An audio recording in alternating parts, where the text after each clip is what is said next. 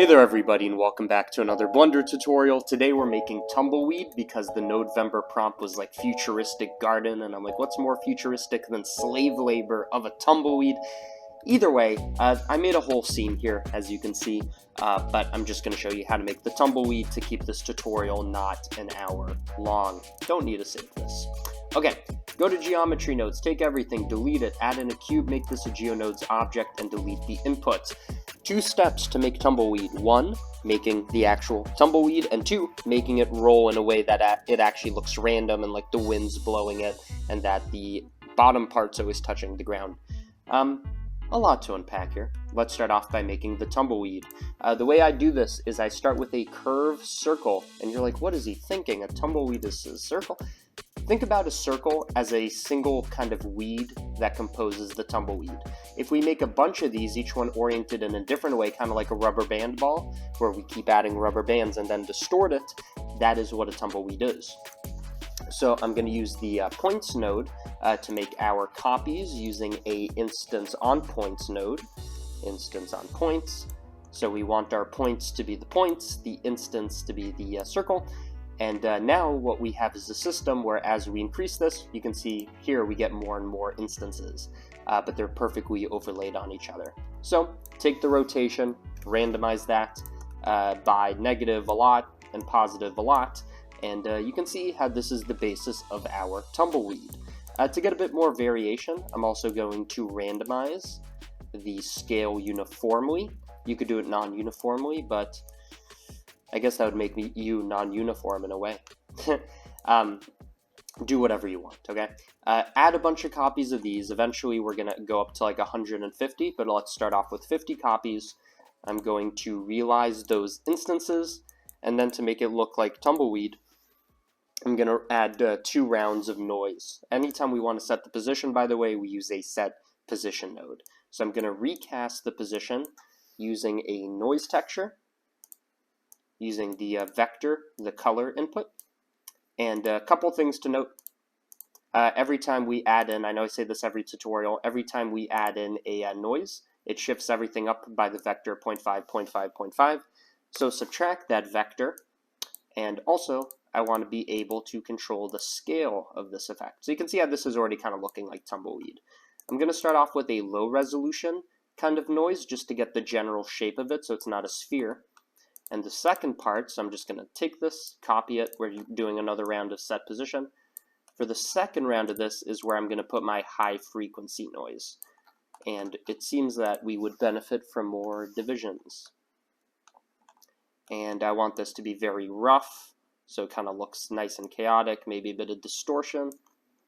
And that kind of looks like tumbleweed. I mean, really the more of this we add, the more like chaotic and tumbleweed-like it will look. You know, do whatever you want. I'm going to take this, convert it into a mesh, curve to mesh.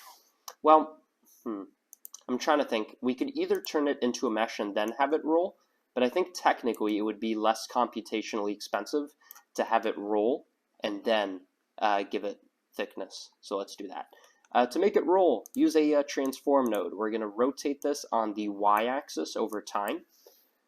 So you might think, oh, how are we going to get this to roll? It's such an irregular shape. It's going to be difficult. Don't worry about it. We will do it in a second. So I'm going to get this to roll over time. Let's actually do a couple things to this to make it look more organic. First of all, I don't like the speed. I'm going to make it 1.5 times faster. Second of all, I'm going to add in, I know we're using a lot of noise, but this is our source of randomness. If we use a one-dimensional noise, use this as the W, and add this, you're going to see that we get kind of a more chaotic motion. We want this to be kind of a small effect, maybe like 20% as strong. And you can see the rotation's kind of irregular now, which is what we want. I'm going to set the scale to something lower, maybe bring up the size of the effect. And you can see this makes our rotation nice and irregular, and you can control the scale of that. Okay? To get this to now like effectively roll, and we could have it like literally move across, we need to do 2 things. 1, we need to have this translate, and we can use the same input here for the X and connect that to the translation.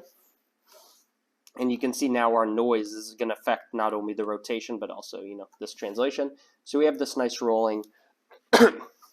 And now to get this to stick to the ground and like vary depending on like which point's hitting the ground and all this, super simple effect. All you have to do is use a attribute statistic node. We're going to look at what? We're going to look at what the bottom point of the mesh is. So we're going to make a little algorithm for this. So I'm looking at the position, looking at the z component, and I want to look at the minimum. This is what it gives us. We'll calculate all the points and tell us what the lowest z value is. We take that minimum, and then guess what we do? We transform it up by the negative.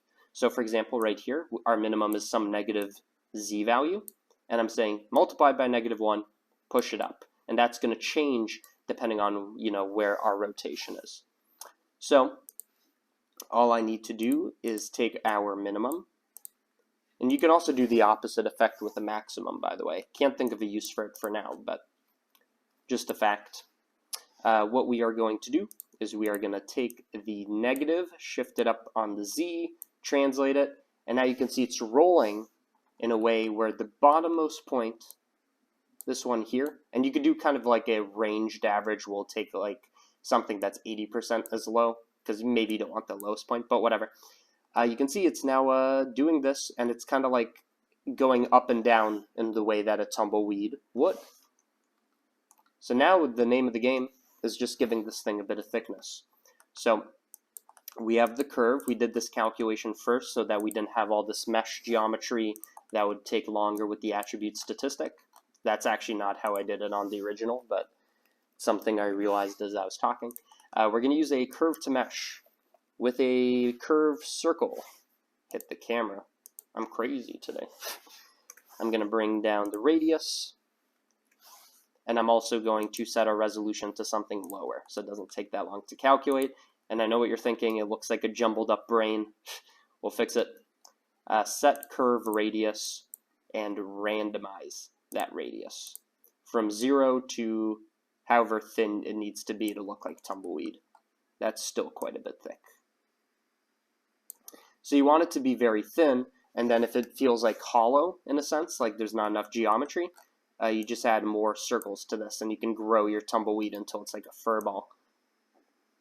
Interesting thing is, all this calculation is done on the fly, so you could add tumbleweed as it keeps rolling. So it like accumulates. What is tumbleweed made out of? Weed? You can accumulate more and more as you go.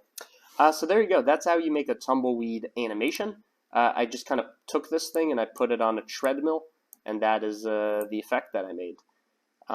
Either way, as always, the blend for this, the final one with the treadmill and all this, is going to be available on the Patreon, and also there's going to be a link in the description for Gumroad if you want to download it there. Patreon is what I would recommend because you get access to every blend file I've uploaded for the last 3 to 3.5 years for $5. So that's hundreds of blend files. Check it out. I want to thank all the patrons that are active right now, all 600 to 700 of you. You guys are actively keeping the channel afloat. And thank you to anybody new considering to join the Patreon. It's great. It's the best way to support this, Default Cube, CG Matter, all that. And with that, I'm gone.